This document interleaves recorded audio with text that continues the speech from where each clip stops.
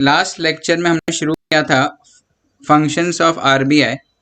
उसके पहले हमने देखा था डेफिनेशंस ऑफ सेंट्रल बैंक। ठीक है, तो सेंट्रल बैंक एक हेड बैंक होता है पूरे कंट्री के। प्लीज खुद को म्यूट रखो।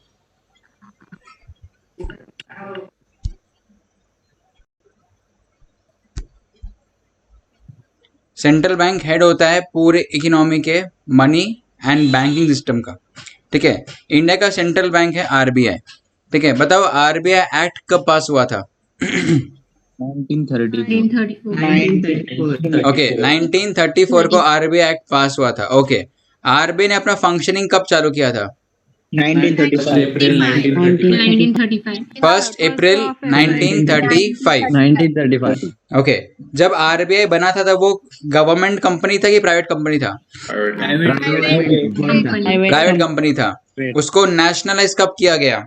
1949। जनवरी 1949। 1949 को उसको नेशनलाइज किया गया। 1 जनवरी 1949 को उसको नेशनलाइज किया गया। तब से वो क्या है, एक सेंट्रल गवर्नमेंट का बॉडी है। ठीक है, तो उसका सबसे पहला फंक्शन क्या था बताओ? Issue of currency note. तो यहाँ पे ध्यान रखना कि जितने भी कॉइन्स है और जो 1 रुपये का नोट है वो बनाता है गवर्नमेंट ऑफ इंडिया। इसको सब ये सब छोड़ के जितने नोट्स है ना वो सब कौन प्रिंट करता है? आरबीआई प्रिंट करता है। क्लियर है सबको? Yes sir. फिर हमने देखा था next, it is a banker to the government. मतलब जिस तरह से एक कमर्शियल बैंक अपन के लिए काम करता है, मतलब अपन पैसा डिपॉजिट करते हैं, विड्रॉ करते हैं, पेमेंट करते हैं, इन्वेस्टमेंट करते हैं, लोन लेते हैं, तो ये सब जो काम एक कमर्शियल बैंक अपने लिए करता है वही सेम काम वही सेम काम आरबीआई करता है गवर्नमेंट्स के लिए। Now it can be the central government और it can be the state government. Clear है सबको? Yes sir. ओके, फिर नेक्स्ट है बैंकर्स बैंक। बैंकर्स बैंक, अभी देखो वापस बता रहा हूँ, जो काम एक कमर्शियल बैंक अपने लिए करता है जैसे कि कैश डिपॉजिट करना, विड्रॉ करना, पेमेंट करना, पैसा रिसीव करना, इन्वेस्टमेंट करना, तो एक कमर्शियल बैंक जो अपन के लिए काम करता है वही सेम काम आरबीआई करता है किसके लिए? कमर्शियल बैंक के लिए। Therefore it is also called as a banker's bank. Bank का भी बैंक है वो। Understanding everyone? Yes sir. Yes sir. कल हमने यहाँ तक डिस्कस किया था लास्ट लेक्चर में। अभी हम लोग इसको आगे कंटिन्यू करेंगे। तो वापस से एक बार पढ़ूंगा पूरा मैं बैंकर्स बैंक, बिकॉज ये इंपॉर्टेंट है बहुत। ध्यान देना, बहुत इंपॉर्टेंट है। मैं इस पॉइंट से किसी और क्वेश्चन पे आपको लेके जाऊंगा, ध्यान रखना। RBI acts as a banker's bank. It controls the working of commercial bank in the country. तो जितने भी कमर्शियल बैंक्स है ना उन सबको कौन कंट्रोल करता है? आरबीआई कंट्रोल करता है। It is mandatory for all scheduled banks to maintain certain minimum cash reserve with the RBI against their demand deposits, saving deposit and current deposit, and time deposit, fixed deposit, and recurring deposit. RBI also provides financial assistance to banks in the form of discounting eligible bills. Moreover, loans and advances are provided against approved securities. अभी आपको यहाँ पे इतना कुछ समझ में नहीं आया होगा, तो ये आंसर को समझने के लिए आपको सबसे पहले समझ में आना चाहिए ये डिमांड डिपॉजिट और ये टाइम डिपॉजिट क्या होता है। जब आपको ये समझ में आएगा तो आपको ये आंसर समझ में आएगा। ठीक है, तो इसके लिए मैं जाऊंगा आगे।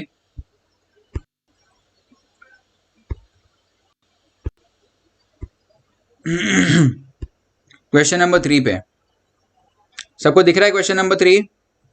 Yes sir. ओके, तो अभी हम आए हैं क्वेश्चन नंबर 3 पे। तो हम क्वेश्चन नंबर 3 समझेंगे पहले, फिर आपको वो पॉइंट समझ में आएगा। ठीक है, चलो क्वेश्चन नंबर 3 क्या है? Explain the functions of commercial bank. भूल मत जाना, हम लोग एक्चुअली क्या कर रहे हैं, हम एक्चुअली अभी कर रहे हैं फंक्शंस ऑफ सेंट्रल बैंक। उसमें एक पॉइंट है बैंकर्स बैंक। वो पॉइंट समझने के लिए हम इस क्वेश्चन पे आए हुए। क्लियर है? हाँ sir. Okay. Commercial banks act as an intermediaries in the country's financial system by bringing the savers and the investors together. आपको पता है ना बैंक का फंक्शन क्या होता है?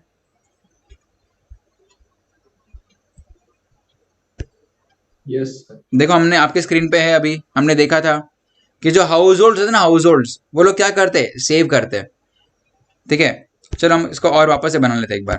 Let's make it once again.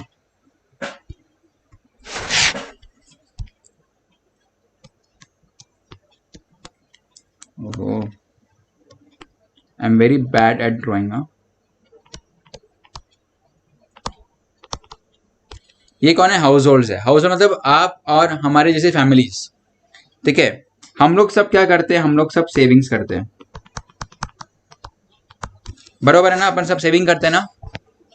हाँ सर। Yes. लेकिन अब अपन सबकी सेविंग क्या होती है, बहुत छोटी छोटी होती है, स्मॉल सेविंग्स होता है। ठीक है, अभी इतने स्मॉल सेविंग से हम लोग कुछ नहीं कर पाते, हम कोई बिजनेस नहीं कर पाते, कुछ नहीं कर पाते, और ऊपर से हम लोग रिस्क भी नहीं लेना चाहते, बिकॉज ऑलरेडी सेविंग कम है। उसको कहीं पे गलत जगह पे इन्वेस्ट कर दिया और पैसा डूब गया तो लग गई। इसलिए हम लोग क्या ढूंढते हैं, हम लोग एक ऐसी जगह ढूंढते हैं कि जहाँ पे हमारा पैसा सेफ भी हो और हमको कुछ ऊपर से कुछ पैसा मिल जाए, कुछ एक्स्ट्रा इनकम मिल जाए। तो हम लोग सब कहाँ जाते हैं, हम लोग सब जाते हैं हमारे कमर्शियल बैंक्स के पास। We go to the commercial bank. हम कमर्शियल बैंक को क्या बोलते हैं कि देखो कमर्शियल बैंक हमारे पास सेविंग है। अभी देखो ये एक हाउस होल्ड नहीं, हाउस होल्ड्स है, बहुत सारे फैमिलीज है। ठीक है, अभी इतने सारे लोग जाएंगे किसके पास, कमर्शियल बैंक के पास। कमर्शियल बैंक को क्या बोलेंगे कि देखो कमर्शियल बैंक, हमारे पास है ना थोड़ा सेविंग है, हम चाहते हैं कि हमारा सेविंग सेफ हो और उसके ऊपर कुछ हमको पैसा भी मिले। तो बैंक बोलता है ठीक है, आपका सेविंग लाके दो हमको। तो हम क्या करते हैं, हमारा सेविंग जाके किसको दे देते हैं, बैंक्स को दे देते हैं। अभी इसका बेनिफिट हमको क्या मिलता है, इसका बेनिफिट हमको मिलता है ऐसा कि अगर वो सेविंग घर पे पड़ा होता तो डर होता चोरी होने का, कि अगर पैसा घूम गया तो, चोरी हो गया तो। Understanding everyone, are you with me? Yes, sir. Yes, sir. Sir. तो एक बेनिफिट क्या मिलता है, अपना पैसा सेफ है। दूसरा बेनिफिट क्या होता है, वो पैसा बैंक के पास पड़ा होने के बावजूद हमको जब चाहिए तब हम वो पैसा निकाल सकते हैं, बरोबर। Yes, sir. Yes, और sir. तीसरा, अगर वो पैसा घर में पड़ा होता तो समझो अगर मैंने चावल के डिब्बे में, it is a traditional method of saving money in the Indian house holds.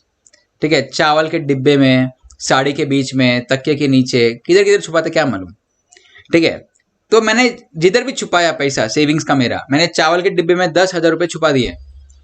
आज मैंने 10,000 रुपये छुपाए चावल के डब्बे में, तो 2 साल बाद कितना रहेगा वो, 10,000. लॉजिकल है। 2 साल बाद भी 10,000 रहेगा, 10 साल बाद भी कितना रहेगा, 10,000 ही रहेगा। क्लियर है? Yes, sir. Yes. तो अगर मैं अपना सेविंग्स घर पे रखता हूं तो एक तो रिस्क है चोरी होने का, दूसरा घर में रख के पैसा जितना था उतना ही रहेगा, पैसा बढ़ेगा नहीं। इसलिए मैं क्या करता हूँ, अपने सेविंग्स जाके देता हूँ बैंक को। अबे पैसा सेफ भी है, जब चाहिए तब पैसा निकाल सकता हूँ, और ऊपर से बैंक हमको वो सेविंग्स पे क्या देगा, इंटरेस्ट देगा। इंटरेस्ट देगा at the rate of example 4% per annum. यहां तक समझ में आ रहा है आप लोग को? Yes, sir. तो मैं सोचता हूँ कि चलो भाई पैसा सेफ भी है और ऊपर से कुछ एक्स्ट्रा पैसा मिल रहा है, तो चलो हम जाके पैसा बैंक में डिपॉजिट कर देते हैं। तो हमने पैसा बैंक में डिपॉजिट कर दिया। क्लियर है यहाँ तक? अभी बैंक्स क्या करते हैं, बैंक्स ये पैसा खुद के पास नहीं रखते, बैंक ये पैसा आगे ट्रांसफर करते बिजनेस के पास।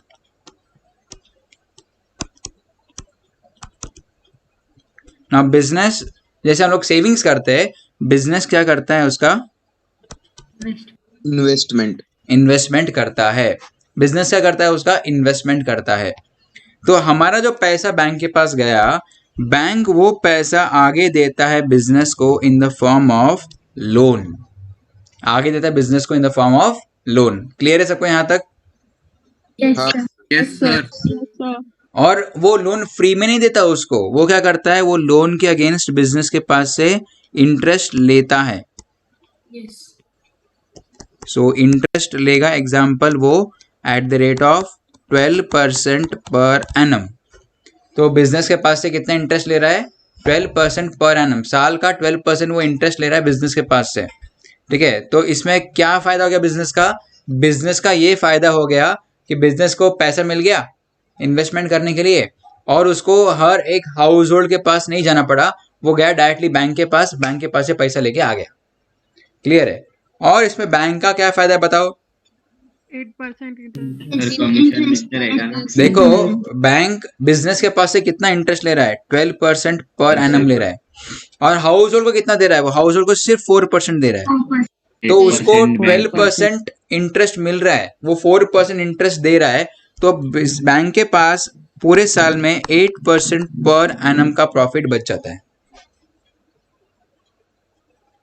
Understanding everyone? हाँ सर। देखो, ये बहुत इंपॉर्टेंट है, आप लगे तो स्क्रीनशॉट निकाल के रखो, बहुत इंपॉर्टेंट है सर ये। अभी नहीं, आपको इकोनॉमिक्स में बहुत जगह काम आएगा ये, कि किस तरह से हाउस होल्ड टू बैंक्स का वापस बताओ। हाउस होल्ड टू बैंक का वापस बताऊं? तो हाउस होल्ड से करते हैं, हाउस होल्ड सेविंग्स करते हैं, छोटा मोटा सेविंग होता है। अभी डर क्या होता है? वो सेविंग घर में रखा तो सबसे पहला प्रॉब्लम कि क्या होगा कि चोरी होने का डर रहेगा, कि अरे कोई डाकू आके लिखेगा पैसा, तो इतनी मेहनत से हमने खून पसीना बहा के वो पैसा बचाया हुआ है, कोई चोरी करके लेके तो रिस्क रहता है। दूसरा, अगर मैं घर के अंदर पैसा रखूंगा तो आज जितना पैसा रखा 2 साल बाद या 10 साल बाद भी पैसा उतना का उतना रहेगा, पैसा बढ़ने वाला नहीं है। बरोबर है? Yes sir. तो ये 2 प्रॉब्लम को देखते हुए हाउस होल्ड क्या सोचता है कि चलो हम जाके पैसा बैंक को देते हैं। क्यों? बैंक के पास पैसा रहेगा तो सेफ भी रहेगा, और जब हमको चाहिए हम बैंक के पास से पैसा लेके आ सकते हैं। बरोबर? Yes sir. और दूसरा फायदा क्या है कि अगर हमने बैंक को पैसा दिया तो वो पैसा थोड़ा बढ़ेगा धीरे धीरे, बिकॉज हमको बैंक हर साल 4% रिटर्न दे रहा है। मतलब अगर मैंने 1 लाख रुपए जमा किया तो मेरे को हर साल 4,000 रुपए मिलेगा, 4% 1 लाख का। अंडरस्टैंडिंग? Yes sir. अगर वही 1 लाख घर में पड़ा होता तो 1 लाख का 1 लाख ही रहता।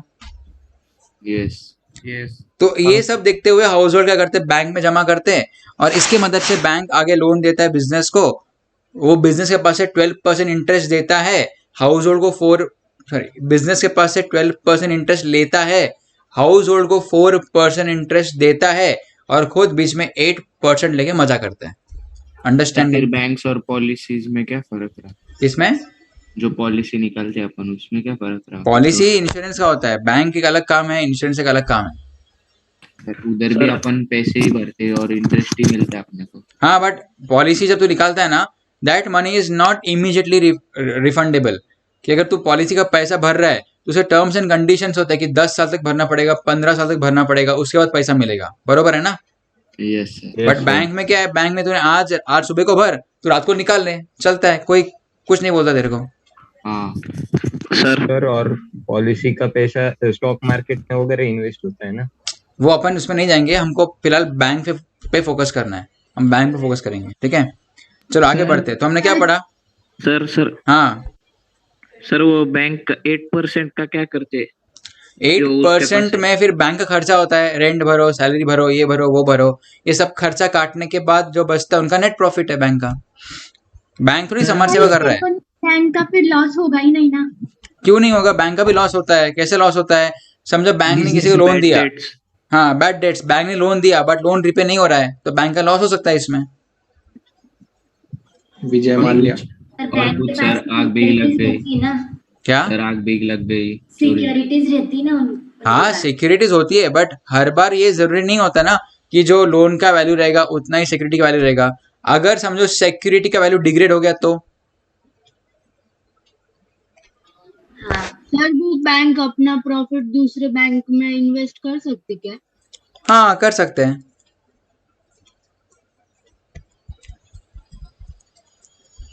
क्लियर है सबको यहाँ तक हम कि बैंक का बेसिक फंक्शन क्या है? हाँ सर। Okay, let's move forward. See, हमने पहले पढ़ा commercial banks act as an intermediary in the country's financial system by bringing the savers and the investors together. Savers मतलब कौन? House hold. इन्वेस्टर मतलब कौन? बिजनेस। तो बेसिकली बैंक क्या करता है? सेवर्स को और बिजनेस को मिलाता है, इसका पैसा वहां तक पहुंचाता है। बरोबर? चलो आगे बढ़ते हैं। They are profit seeking financial institutions. Profit seeking हमने देखा कि बैंक किस तरह से प्रॉफिट कमाता है। वो बिजनेस से 12% इंटरेस्ट लेगा और हाउस होल्ड को सिर्फ 4% इंटरेस्ट दे के बीच में 8% का प्रॉफिट कमाता है, राइट? बरोबर कि नहीं? हाँ सर। बरोबर sir. Commercial banks play an important role in the mobilizing savings and allocating them to the various economic sectors. This is called as mobilization of savings. ये जो पूरा प्रोसेस है, this is called as mobilization of savings.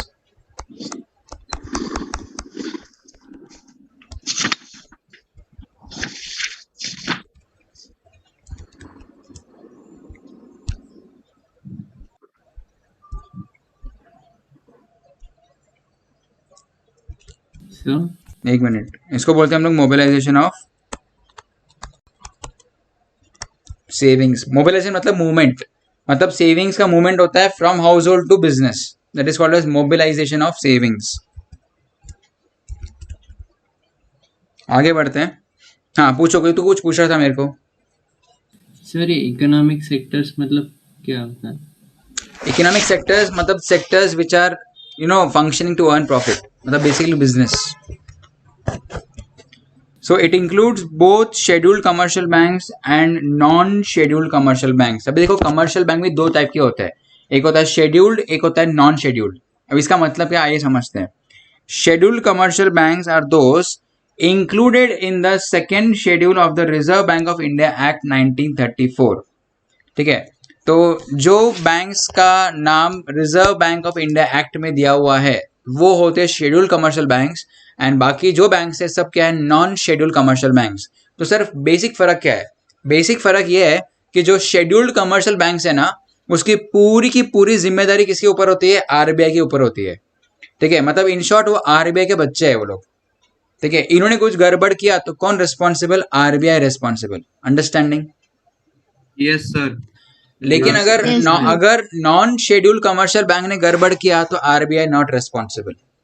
वो बोलता है at your own risk, हम लोग उसके लिए जिम्मेदार नहीं है. वो आरबीआई का कुछ डायरेक्ट संबंध नहीं है उससे. Understanding? Yes, sir. Yes, sir. तो बेसिकली example जितने दीजिए नेशनलाइज ना. बैंक्स है ना, जितने नेशनलाइज बैंक्स है वो सब बैंक्स क्या होता है? शेड्यूल्ड बैंक्स होता है. मतलब इनकी पूरी जिम्मेदारी कौन उठाता है? आरबीआई उठाता है. RBI. अगर ये बैंक्स में कुछ गड़बड़ हुआ तो कौन रिस्पॉन्सिबल? RBI responsible. लेकिन जो बाकी होते हैं ना, कोऑपरेटिव बैंक, सहकारी बैंक, व्यापारी बैंक, आपने देखा रहेगा बहुत सारा, हाँ सर. पत्र जैसे- संस्था सब होते हैं ना. Private bank. हाँ, तो ये सब Private क्या है? bank ना? ये सब नॉन शेड्यूल्ड है. मतलब कल को ये अगर बंद भी पड़ गए ना तो आरबीआई रिस्पॉन्सिबल नहीं है. इसलिए देखो बहुत सारे लोग है ना, ऐसे कोऑपरेटिव बैंक वगैरह में पैसा अकाउंट ओपन नहीं कराते हैं. वो लोग सब अकाउंट किसमें ओपन कराते हैं? शेड्यूल्ड कमर्शियल बैंक में अकाउंट ओपन कराते हैं. बिकॉज अगर शेड्यूल्ड कमर्शियल बैंक में कुछ होता भी है ना तो आरबीआई है, इंसाफ होगा. आ रहा है समझ में? लेकिन ये कोऑपरेटिव बैंक, पत्र संस्था, व्यापारी बैंक, ये सब बंद हो गया ना अगर, तो आरबीआई जिम्मेदार नहीं है. ये क्लियर है? हाँ, आरबीआई उसमें इंटरफेयर करेगा बट अल्टीमेट रिस्पॉन्सिबिलिटी आरबीआई की आती नहीं इसके अंदर. Getting it everyone? सर बंद हो जाएगा मतलब कैसे? बंद हो तो बंद हो जाएगा. कैसे मतलब क्या? बंद मतलब बंद. मतलब Not बैंकक्रप्ट हो जाएगा सर. हाँ, वो उनके पास पैसा नहीं रहेगा लोगों को देने के लिए. अभी देखो ना, बीच में ऐसे ही हुआ था ना कि ऐसे बीच में अफवाह फैली थी नासिक में कि नामको बैंक बंद हो रहा है. आपको पता है ये? हाँ सर. नामको मतलब नासिक मर्चेंट्स कोऑपरेटिव बैंक. अभी कोऑपरेटिव बैंक है, ये क्या है? नॉन शेड्यूल है. मतलब इसको कुछ भी हुआ तो आरबीआई जिम्मेदार नहीं है. ठीक है, तो ये अफवाह फैल गई थी कि नामको बंद हो रहा है. तो जब ये अफवाह फैले ना नामको बंद हो रहा है, नामको के बाहर ऐसे बड़ी बड़ी लाइन लगी थी लोगों की, हमारा पैसा दो, हमारा पैसा दो बोल के. लेकिन वो एक्चुअली बंद नहीं हो रहा था. आरबीआई को मालूम पड़ा था कि नामको में कुछ गड़बड़ है, इसलिए आरबीआई ने क्या किया था? आरबीआई ने नामको के जो डायरेक्टर्स है उनको हटा दिया और खुद के डायरेक्टर्स भेजे बैंक चलाने के लिए. ये हुआ था, बंद नहीं हुआ था. सर ऐसा कर सकते हैं आरबीआई? हाँ, देखो RBI is the boss of the entire banking system. भाई वो एकदम छोटा से छोटा बैंक भी रहेगा ना, छोटा बैंक, उसका भी बॉस कौन है? आरबीआई ही है. खाली शेड्यूल और नॉन शेड्यूल में क्या फर्क है? अगर शेड्यूल बैंक बंद होता है ना तो आरबीआई रेस्पॉन्सिबिलिटी लेगा उसका कि ठीक है हम लोग है, टेंशन मत लो. लेकिन नॉन शेड्यूल के केस में आरबीआई हाथ ऊपर कर देगा, हमारा कुछ संबंध नहीं. भले कंट्रोल करता है. सर ऐसे क्यों? Sir? बिकॉज सुनो मेरी बात सुनो. Because it is dependent on the ownership. ये जो शेड्यूल्ड कमर्शियल बैंक्स है ना, इन सबका ओनर पता है कौन है? सेंट्रल गवर्नमेंट है। इनका ओनर कौन है? सेंट्रल गवर्नमेंट है, ठीक है। लेकिन ये जो नॉन शेड्यूल्ड बैंक्स है ना, इनके लोकल लोग होते हैं। जैसे अब देखो, आप अभी देखना नामको कोऑपरेटिव बैंक का जो वो कमेटी है, कमेटी में सब नासिक के लोग रहेंगे, लोकल पीपल। ये लोकल पीपल मिलके कोई बैंक बनाते हैं, ठीक है। तो अभी इनके जिम्मेदारी गवर्नमेंट नहीं लेगा, इनकी जिम्मेदारी आरबीआई नहीं लेगा। आरबीआई जिम्मेदारी लेता है सिर्फ सेंट्रल गवर्नमेंट की, बाकी किसी की जिम्मेदारी आरबीआई नहीं लेता। सर हाँ, तो फिर इसके जो डायरेक्टर्स है उनसे हम कुछ कर सकते हैं क्या? मतलब हमारा अगर कुछ डूब गया पैसा तो वो हाँ, डायरेक्टर तो क्यों तुम लोग करेंगे? केस किस पे फाइल करोगे? वो डायरेक्टर से फाइल करोगे, बैंक पे फाइल करोगे। आरबीआई कुछ नहीं करेगा इसमें, ओके ऐसे। सर अभी वो नामको बैंक अगर मतलब बंद होने वाली थी तो उन्होंने उनके डायरेक्टर्स भेजा आरबीआई ने, तो वो शेड्यूल्ड हुआ क्या नॉन शेड्यूल्ड? वो नॉन शेड्यूल, मैं वापस बोल रहा हूँ आपको, सीओ मोटो मतलब बेसिकली प्राइमा फेसी मतलब नॉर्मली पहली नजर में जितना भी बैंकिंग सिस्टम है उन सबकी जिम्मेदारी किसके ऊपर है? आरबीआई के ही ऊपर है।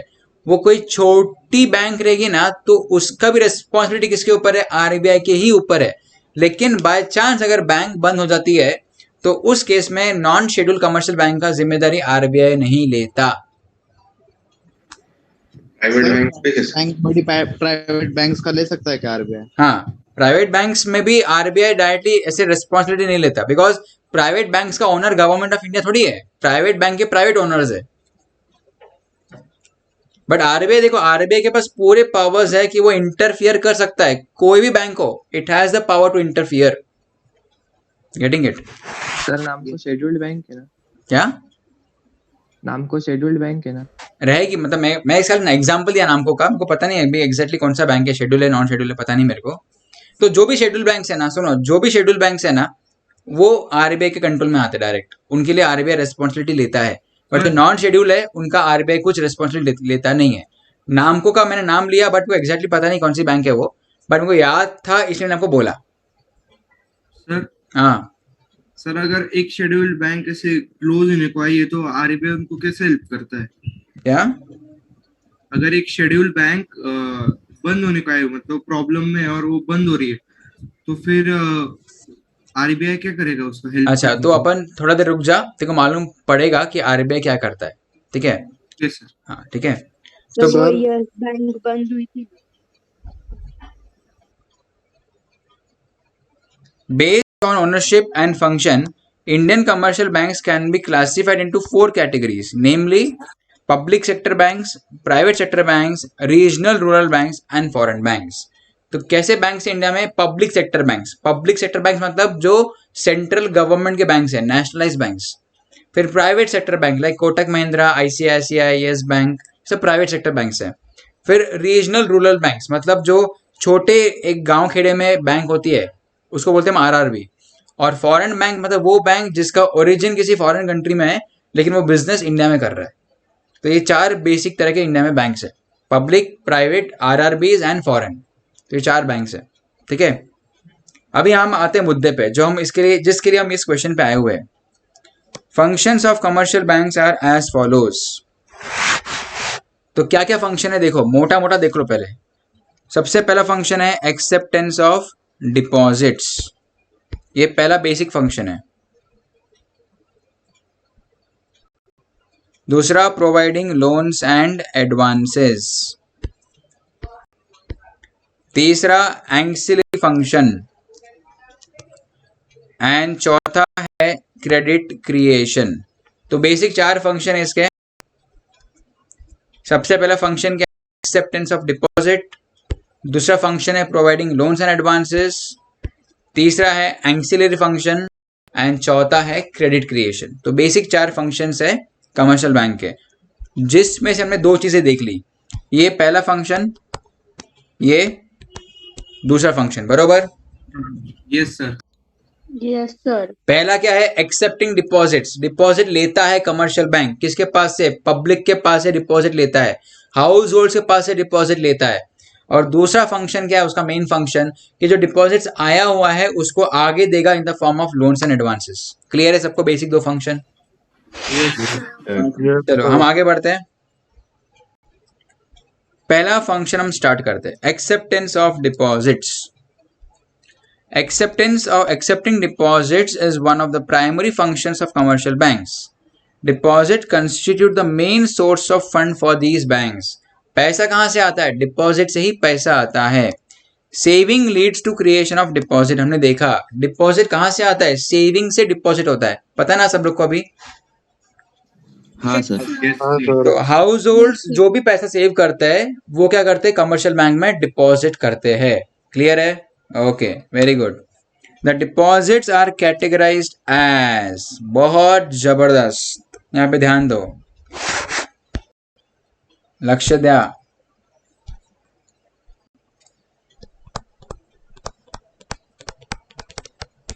डिपॉजिट्स के बेसिक दो टाइप है. पहला है इसके अंदर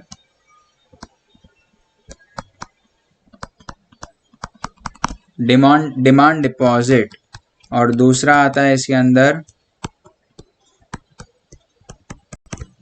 टाइम डिपॉजिट. सबको समझ में आ रहा है? डिमांड डिपॉजिट, टाइम डिपॉजिट, दो डिपॉजिट्स है. Yes sir. अभी हम सबसे पहले समझते हैं कि ये दोनों डिपॉजिट्स में फ़र्क क्या है. सब लोग ध्यान देना कि ये दोनों डिपॉजिट में फ़र्क क्या है. देखो दोस्तों, ये दोनों डिपॉजिट्स में ये फ़र्क है कि डिमांड डिपॉजिट, अभी नाम से कुछ मालूम पड़ता है. डिमांड डिपॉजिट मतलब क्या? ये एक ऐसा डिपॉजिट है जो पब्लिक कभी भी डिमांड कर सकता है कि भाई चलो मेरा पैसा वापस दो. लेकिन टाइम डिपॉजिट एक ऐसा डिपॉजिट है जो पब्लिक ऐसे मन में आया तब मांग नहीं सकता. एक गिवन टाइम के बाद वो पैसा वापस मिलेगा. जैसे एग्जांपल बोलता हूं मैं, आपने अगर बैंक में सेविंग अकाउंट ओपन कराया, अभी आपके अकाउंट है बैंक में? हाँ सर. हाँ सर. अगर है तो बहुत अच्छी बात है, नहीं है तो आप 18+ होते अकाउंट ओपन करा लो, बहुत काम आता है. है सर. ठीक है. हाँ, तो सेविंग अकाउंट, सेविंग मतलब क्या? हम जो थोड़ा बहुत पैसा बचाते हैं हम वो बैंक में जमा करते हैं. ठीक है. Now saving account is a demand deposit. Demand deposit मतलब क्या? जो सेविंग अकाउंट में मेरा जो पैसा पड़ा हुआ है, मैं जब चाहूँ तब बैंक से पैसा वापस ले सकता हूँ. डिमांड पे, मैंने डिमांड किया तो बैंक को देना पड़ेगा. Understanding? Yes sir. Yes sir. मैंने डिमांड किया तो बैंक को देना पड़ेगा कि भाई मैं बोलूंगा बैंक को चलो बैंक मेरा पैसा दे, बैंक को चुपचाप देना पड़ेगा, बैंक ना नहीं बोल सकता. Understanding everyone? Yes sir. Yes sir. लेकिन जो दूसरा टाइप ऑफ डिपॉजिट है टाइम डिपॉजिट.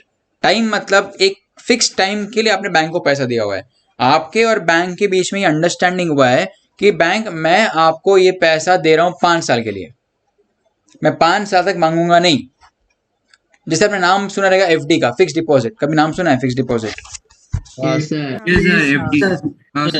सुना है एफडी का नाम कभी? हाँ. तो एफडी मतलब क्या? Fix deposit. मतलब अगर मैंने एफडी बना दी 5 साल के लिए तो 5 साल तक मैं वो पैसा बैंक के पास से नहीं मांग सकता. That is time deposit. मतलब जहां पे मैं पैसा विड्रॉ कर सकता हूँ लेकिन एक गिवन टाइम के बाद. जहां पे मैं पैसा विड्रॉ कर सकता हूँ लेकिन एक गिवन टाइम के बाद, उसको बोलते हैं हम लोग टाइम डिपॉजिट. क्लियर है सबको? Yes sir. Yes sir. Yes sir. Clear है सबको? Yes sir. Yes sir. तो डिमांड डिपॉजिट मतलब क्या? नाम से मालूम पड़ा, डिमांड बस जब मैंने डिमांड किया तब पैसा वापस आना चाहिए. और टाइम मतलब क्या? पैसा मिलेगा लेकिन एक टाइम के बाद मिलेगा. Understanding everyone? Yes yes sir. चलो. सर एफडी हुआ ना मतलब ये? हाँ, एफडी है. एफडी एक टाइप है टाइम डिपॉजिट का. उसमें दो टाइप है, एफडी है और आरडी है. हम देखेंगे, चलो हम वो पढ़ते हैं. चलो एक मिनट. Let me finish. Demand deposits, these deposits are withdrawable on demand. जब मैंने मांगा तब पैसा मिल जाएगा. Getting it? They are in a form of current account and saving account deposit. इसको बोलते हैं कासा. इसके दो टाइप है. डिमांड डिपॉजिट के दो टाइप है, करंट अकाउंट.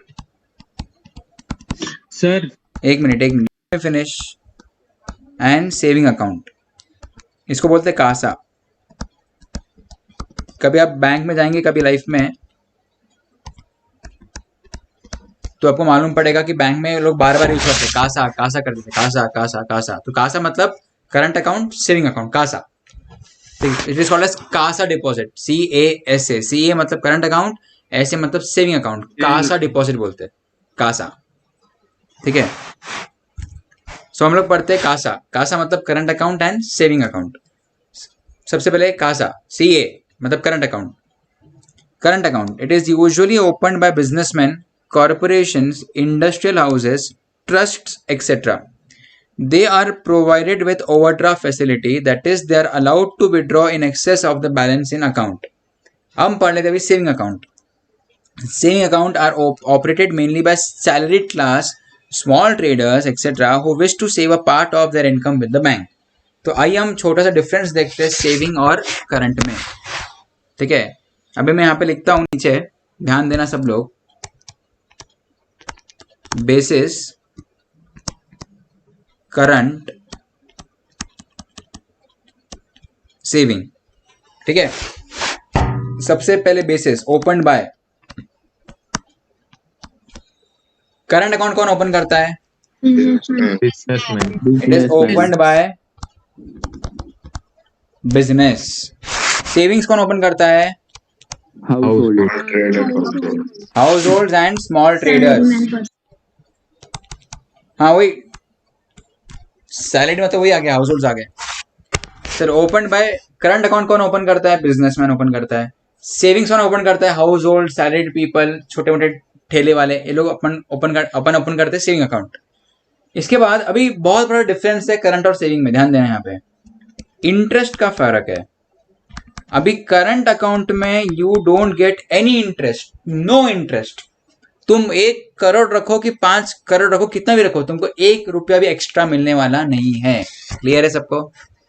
Yes, sir. लेकिन सेविंग्स में you get interest nominal 4%, 5%, 3%, 6% depending from bank to bank.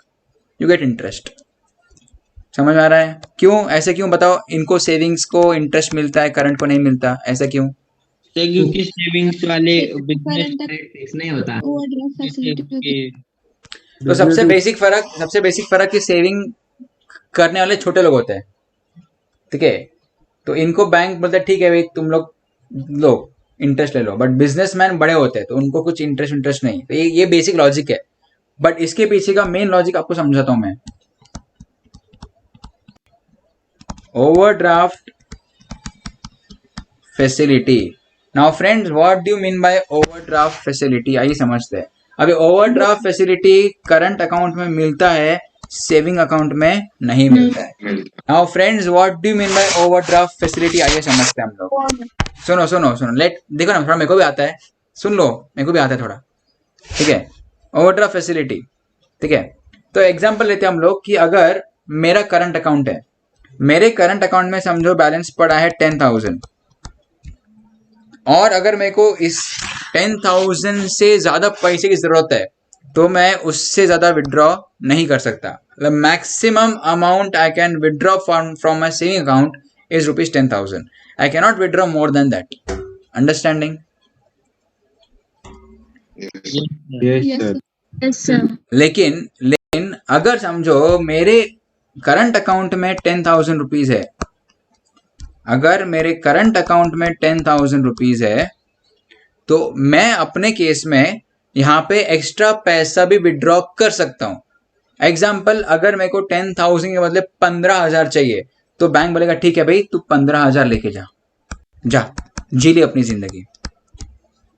तो बेसिकली मेरा बैलेंस था 10,000 बट बैंक ने मेरे को दिया 15,000. तो जो इसका डिफरेंस है ना 5,000, तो बेसिकली बैंक ने मेरे को ये 5,000 रुपए का शॉर्ट टर्म लोन दिया हुआ है. समझ में आ रहा है आप लोग को? Yes Yes, sir. sir. Bank ने मेरे को ये 5,000 रुपए का शॉर्ट टर्म लोन दिया हुआ है. ठीक है. और इस पे बैंक मेरे से क्या लेगा? इस पे बैंक मेरे से इंटरेस्ट लेगा. मैं जितने टाइम के लिए यूज करूंगा उतने टाइम के लिए मेरे से इंटरेस्ट लेगा वो. अंडरस्टैंडिंग? Yes sir. अभी आप पूछोगे सर कितना ओवरड्राफ्ट मिलता है, कुछ लिमिट है क्या? हाँ लिमिट है. See it depends from the person to person. वो पर्सन का क्या फाइनेंशियल स्ट्रेंथ है उसके हिसाब से बैंक उसको ओवरड्राफ्ट फैसिलिटी देता है. सबको सेम ओवरड्राफ्ट फैसिलिटी नहीं मिलता, किसी को ज्यादा मिलता है, किसी को कम मिलता है, depending on his financial position. Clear है? ये सर क्रेडिट एक्चुअल कंडीशन क्या है? वो बैंक डिसाइड करता है, अपन को दिमाग लगाना नहीं है उसके अंदर, वो बैंक डिसाइड करता है। सर वो क्रेडिट कार्ड करंट अकाउंट के ऊपर ही मिलते हैं क्या? हाँ, वो सब रहते हैं उनके अलग अलग तरीके, पैसा उनको Savings लोन देने के।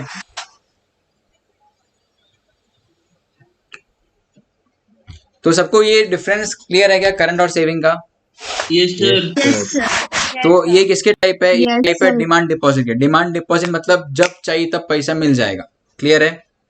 Yes sir. फिर हम आते हैं टाइम डिपॉजिट में। टाइम डिपॉजिट में वापस दो टाइप है, एक होता है फिक्स्ड डिपॉजिट,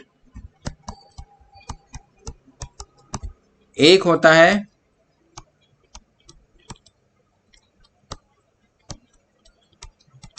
रिकरिंग डिपॉजिट। आइए अब पढ़ते हैं। Time deposit, these deposits are repayable after a certain period of time.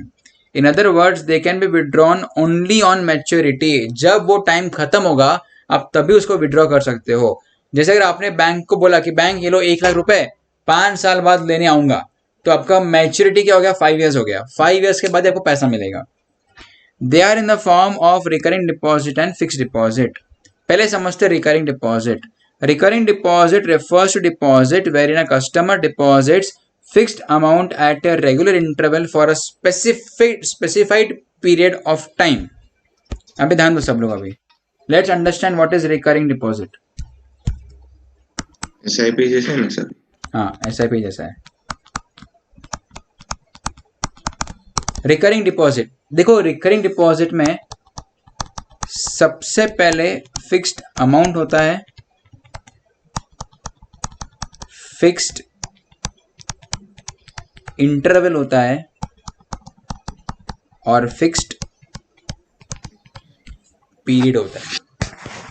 3 चीजें फिक्स्ड है, fixed amount, fixed interval, fixed period. Fixed amount जैसे मतलब मैं समझाता हूं कि मैंने बोला कि मैं 2000 रुपए जमा करूंगा मंथली बेसिस पे 5 साल के लिए। मतलब हर महीने मैं एक फिक्स्ड अमाउंट 2000 रुपए बैंक में जमा करूंगा। कितने साल तक? 5 साल तक।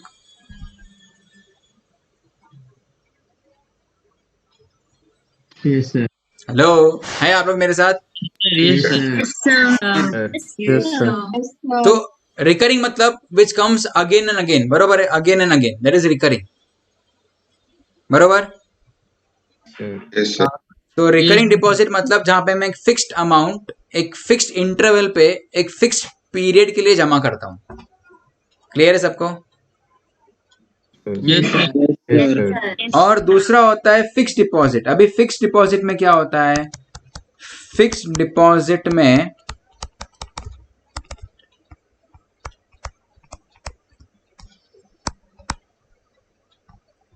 लमसम अमाउंट होता है एक फिक्स्ड पीरियड के लिए। लमसम मतलब एक साथ 2 लाख लेके जा।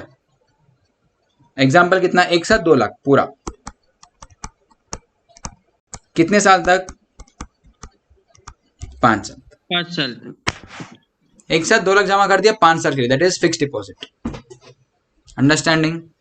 बीच में ऐड नहीं कर सकते क्या हम? कर सकते ना, ऐड भी कर सकते, निकाल भी सकते। लेकिन अगर आपने निकाला, ऐसे एग्जांपल लेते, चलो अब यहाँ पे ध्यान देना होगा। करंट अकाउंट पे इंटरेस्ट कितना मिलता है? 1 मिनट सुनो। करंट अकाउंट पे इंटरेस्ट कितना मिलता है? 0%। 0। सेविंग में एग्जांपल मिलता है 4% पर एनम, पूरे साल में 4%। रिकरिंग डिपॉजिट में समझो मिलता है साल में 7% पर एनम, और एफडी में मिलता है सबसे ज्यादा 8% per annum. Highest interest is paid on FD because अब बैंक को आप एक साथ एक बड़ा अमाउंट दे रहे हो, एक फिक्स्ड टाइम के लिए दे रहे हो। अंडरस्टैंडिंग? Yes sir. इसलिए बैंक आपको वहां पे ज्यादा रेट ऑफ इंटरेस्ट देगा, 8% पर एनम देगा, मतलब सेविंग से डबल देता आपको। ठीक है? लेकिन इसमें क्या है, अगर समझो आपने 2 लाख रुपए लगा दिए एफडी में 5 साल के लिए 8% इंटरेस्ट पे, आपको अचानक जरूरत पड़ा पैसों का, अरे पैसा चाहिए, अर्जेंट है, तो क्या आप एफडी नहीं तोड़ सकते? आप एफडी का पैसा निकाल नहीं सकते? निकाल सकते। यस फ्रेंड्स, आप एफडी का पैसा निकाल सकते हो, लेकिन उसमें क्या होगा, सुनो, उसमें जो बैंक ने आपको कमिटमेंट दिया है 8% पर एनम का, आपको 8% नहीं देगा, वो आपको 8% से कम देगा। मतलब एग्जांपल आपको वो 6.5 या 7% देगा। वो क्या बोलेगा, देखो कॉन्ट्रैक्ट होता है 8% का, अभी आप टाइम से कॉन्ट्रैक्ट हुआ था 5 साल का, आप टाइम से पहले निकाल रहे हो तो हम आपको इंटरेस्ट 8% नहीं देंगे, हम आपको इंटरेस्ट 6.5 या 7% ही देंगे, उसके ऊपर नहीं देंगे। तो मैं बोलूंगा ठीक है दे दो मेरे को, अभी जरूरत है तो क्या करेगा, विड्रॉ तो क्या पूरी अमाउंट नहीं करनी है एफडी में? ऐसा नहीं होता, एफडी में ऐसा नहीं होता कि पूरा अमाउंट नहीं चाहिए थोड़ा अमाउंट चाहिए, नहीं, फिर वो क्या बोलेगा, पूरा तोड़ दो और फिर जितना जितना निकाल लो बाकी वापस एफडी बना दो, ऐसे बोलेंगे आपको। हाँ ऐसे understanding everyone RD and FD. Sir ऐसा नहीं हो सकता? एक minute, understanding everyone RD and FD. Yes sir. तो एफडी पढ़ लेते हैं हम लोग। Yes. FD refers to a lump sum amount deposited by a customer for specified period of time. This deposit carries a high rate of interest compared to all other deposits. तो highest rate of interest मिलता है आपको fixed deposit पे। Clear है सबको यहाँ तक? Fixed deposit. Yes sir. Yes sir. तो देखो हमने क्या देखा, हम लोग ने शुरू किया था सेंट्रल बैंक से, फटाफट जाते हैं हम लोग पीछे। हम देख रहे थे functions of central bank, functions of RBI देख रहे थे हम लोग। अरे हो जा क्लियर, हो गया। हाँ, इश्यू ऑफ करेंसी नोट देखा था हमने, फिर बैंकर गवर्नमेंट देखा, फिर बैंकर्स बैंक देखा। बैंकर्स बैंक देखते देखते हम कहाँ पहुंच गए, हम पहुंच गए क्वेश्चन नंबर 3 में, कमर्शियल बैंक में। फिर हमने देखा कमर्शियल बैंक बेसिकली क्या करता है, कमर्शियल बैंक बेसिकली करता है मोबिलाइजेशन ऑफ सेविंग, मतलब वो सेविंग क्या करता है, हाउस होल्ड के पास से पहुंचाता है बिजनेस के पास। ठीक है, ठीक है या नहीं? ठीक है। फिर हमने देखे Yes, फंक्शन, sir. सबसे पहला सबसे important function acceptance of deposit. दूसरा फंक्शन क्या देखा हमने कि प्रोवाइडिंग लोन्स एंड एडवांसेस। तीसरा फंक्शन हम देखेंगे एंसिलरी फंक्शन, एंड चौथा हम देखेंगे क्रेडिट क्रिएशन। तो हमने शुरू पहला function acceptance of deposit. Deposit कितने टाइप के होता है? डिपॉजिट होता है 2 टाइप के, ठीक है, demand deposit and time deposit. Demand deposit 2 type के, CASA current account, saving account, and time deposit 2 type के होते हैं, fixed deposit and recurring deposit. इन चारों का हमने डिटेल्स देखा कि चारों में क्या फर्क है। क्लियर है? Yes sir. Okay, very good. जो मोबिलाइजेशन और कैपिटलाइजेशन नहीं समझा। मोबाइलाइजेशन ऑफ कैपिटल मतलब क्या? देखो ये मोबाइलाइजेशन ऑफ सेविंग्स बोलो, कैपिटल बोलो, तो मोबाइलाइज करना मतलब मूव करना। अभी तेरे फोन को मोबाइल फोन क्यों बोलते हैं? हम हमारे फोन को मोबाइल फोन क्यों बोलते हैं, खाली फोन क्यों नहीं बोलते? इधर इधर उधर घुमा कैरी कर सकते हैं हाँ, it can be move, mobile मतलब it can be move from one place to another, बरोबर है? Yes sir. तो वैसे अभी यहाँ पे क्या हो रहा है, ये जो बैंक है ना, बैंक क्या कर रहा है, ये हाउस होल्ड के सेविंग्स को यहाँ से यहाँ शिफ्ट कर रहा है, मूव कर रहा है। किसके पास से मूव कर रहा है? It is moving the savings from the household to the business.